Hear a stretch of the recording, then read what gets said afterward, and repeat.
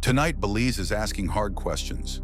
A Belizean citizen, Joseph Budna, is abducted near a police station, later found in Guatemalan custody, and a leaked video now appears to back up parts of his account.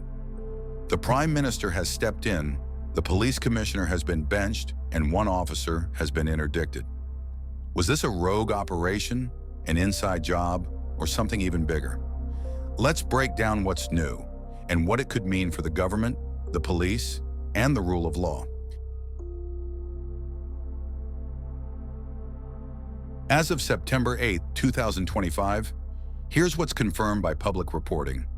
A video of the abduction has surfaced via local media, and the Prime Minister says he received a report from the police department and has taken action. ComPol Dr. Richard Rosado is on 45-day leave, and PC Barrington Berry Flowers has been interdicted. Much remains under investigation. This video discusses the new information, the official responses, and the possible legal consequences, plus a hypothesis about how this could have happened. Friday, August 22nd night. Budna live streams in Orange Walk, soon after he is abducted near the police station. Hours later, he's in Guatemalan custody, reportedly via Arenal. August 25th, ComPol publicly denies departmental involvement, says initial checks show it wasn't sanctioned by high command. August 28th to September 6th. Media push for footage. Leaked video emerges and circulates, showing the grab and a uniformed officer on scene. Civil society and unions call for an independent probe.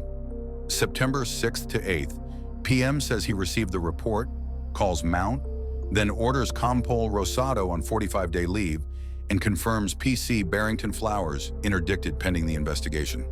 That's where we are today. Not a final judgment, but a fast-moving situation. The leaked surveillance footage aligns with parts of Budna's account. A rapid snatch, multiple men, and close proximity to police facilities, with a uniformed officer seen on site who does not intervene. This has sharply undercut early official assurances and fueled public skepticism. When Budna was asked about Berry Flowers, he was sure that was his kidnapper and said this. Yes, from his face, I can recognize his face. Look at the picture carefully, and definitely I can identify him as that person who handed me over to the Guatemalan authorities. This person here, I saw his face clearly on Arenal football field because there was a light post. The National Civilian Police in uniform and with their guns, they received me from this guy and a document in folder from him. The guy that is one Berry Flowers, if I'm not mistaken, that's his name, but I clearly identify him because I saw him from a close range and there was sufficient light in the area.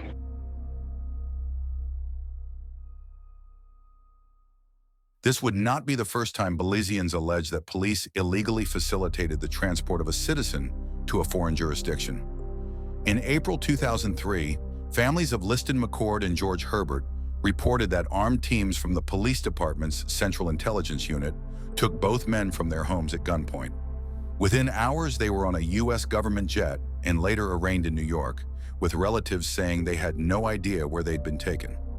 Later that year, in October 2003, Chief Justice Abdoulaye Conte ruled in a constitutional motion that Herbert's expulsion amounted to state-sponsored kidnapping, a landmark rebuke.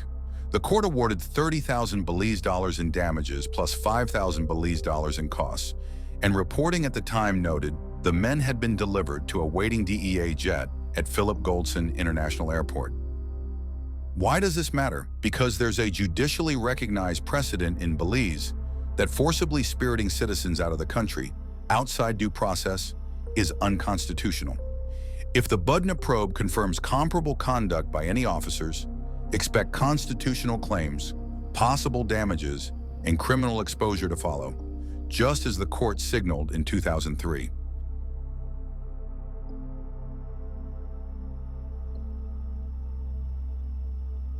PM Briceño awaited a report, publicly acknowledged receipt, then benched ComPol Rosado for 45 days.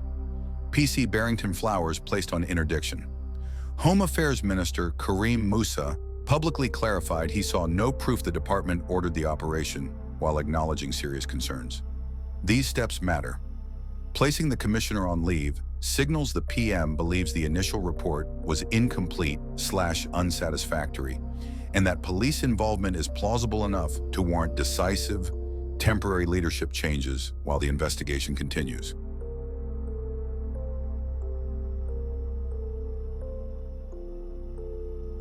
Police officers can still face the same criminal charges as every other citizen. Here are some charges that could apply to anyone found culpable in the Budna abduction: kidnapping or stealing a person. The code addresses stealing a person, which includes kidnapping, and provides severe penalties. 1. Abduction, Section 77, unlawfully taking a person with intent to deprive liberty, 10 years to life. 2. Conspiracy and abetment. Title 4, Sections 20 to 24, covers abetment and conspiracy to commit crimes. 3. Perverting the course of justice.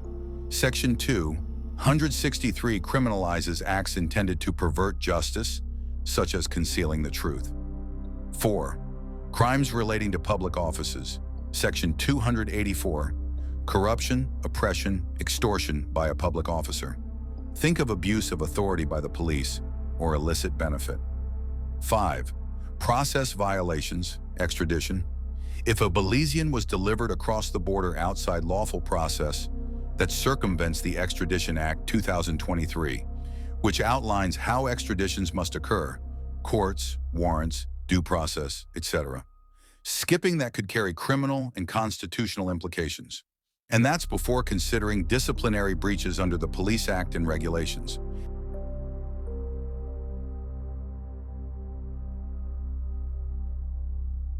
Scenario A, rogue cell inside the force. A small group that leverages police know-how, vehicles, local knowledge, acting without authorization. This best matches the minister's public framing and the ComPol's denial of departmental sanction, pending proof. Scenario B, local collusion with outside actors. A blended team, some Belizean officers plus private actors, executes an off-books rendition to Arenal, banking on weak oversight and fragmented checkpoints. The Arenal handover claims in border geography make this plausible, but not proven. Scenario C, state-level complicity. This would require evidence of authorizations, communications, or payment trails pointing up the chain. As of today, the PM's actions fall just short of providing the confidence to citizens that this is not so. He sidelined the ComPol and ordered further investigation, which is good. But he has not released the high-quality videos publicly and has not ordered an independent investigation instead of having the police investigate themselves.